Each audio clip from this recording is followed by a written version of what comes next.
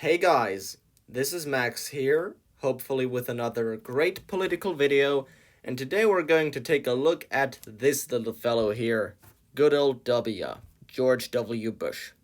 We will reflect upon his reputation and how exactly he had an influence on the United States in general, and what 9/11 and all the events which ensued did in order to form the political landscape we live in today.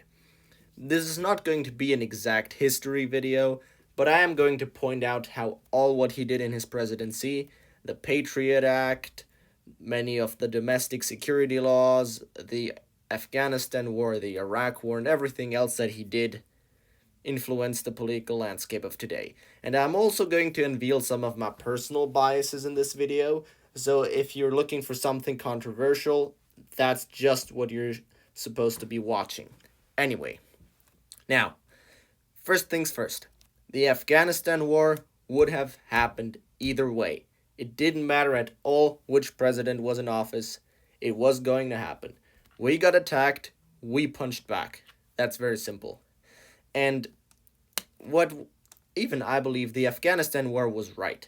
But when it comes to the Iraq war, me and almost the entire American public, like 90%, would agree that in retrospect it was a very stupid idea. Not only because we blasted lots of money in Iraq, resources that could have been spared for the useful war against the Taliban in Afghanistan, but also because we created a giant power vacuum in Iraq, which was filled up by ISIS and other terrorist organizations. So, by that means, Bush actually made the situation worse and the world less safe. Now, that obviously wasn't his intent. Bush redefined the word freedom just as so many presidents did. He believed that freedom was something which was under attack and that had to be protected from its enemies, both in the United States and abroad. And to be fair to him, that is a viewpoint that many Americans held at the time, I'd say most of them. Many libertarians would like to argue that government can't really protect your freedom. What it mostly does is it limits your freedom. Some civil libertarians would argue that way. And that brings me to my main point, which I'm trying to make, is freedom is the biggest, most important good that makes up America.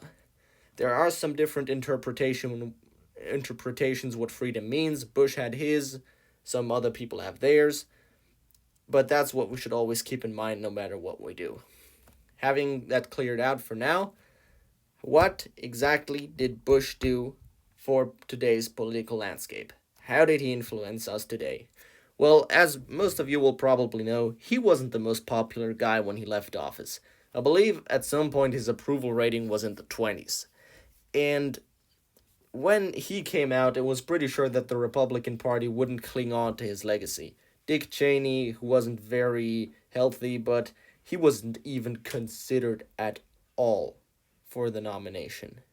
And that was at a time which still continues to this day, where vice presidents are usually seen as the heir apparents to the current president's legacy. Most of what Bush did changed the Republican Party, but also the Democrat Party.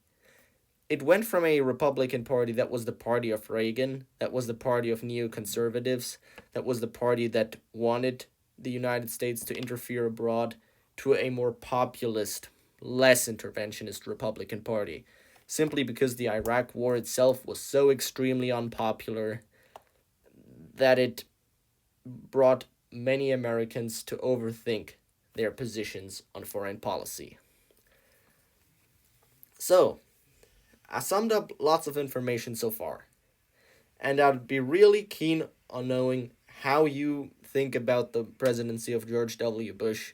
If you were alive back then, tell me what you thought back then compared to what you do now. And yeah, I really believe that history will tell us what we think about this guy today. Everybody has his own thoughts, and mine is he made lots of mistakes. I get it, he wasn't the best president. But when he made big blunders, that was mostly because he was misled. He led in fear. And when you lead in fear, you often make decisions that fall out of reasons. That fall out of reason. And we should learn from those mistakes in the future, so that what we did with Iraq, where we overthrew Saddam, who might have been a terrible dictator, but his government was fairly secular and wasn't involved with 9/11, that we shouldn't do that again. And at the same time, let's think about that presidents really can have an influence on America, more so than we think, even after they're long gone, in the way that they influence other people. And who knows? Maybe had Bush lost the 2000 election, Donald Trump would have never become president because the far right and the Republican Party would have remained much more silent. Anyway, this video could go on for hours because I know a lot of things about this. All of you political junkies probably know, and it won't be the last policy video that I make, but I think it's about time to shorten it a bit and wish you a good night. I really hope towards hearing from all of you in the comment section. Also, likes and subscriptions are greatly appreciated. And see you next time. Max out.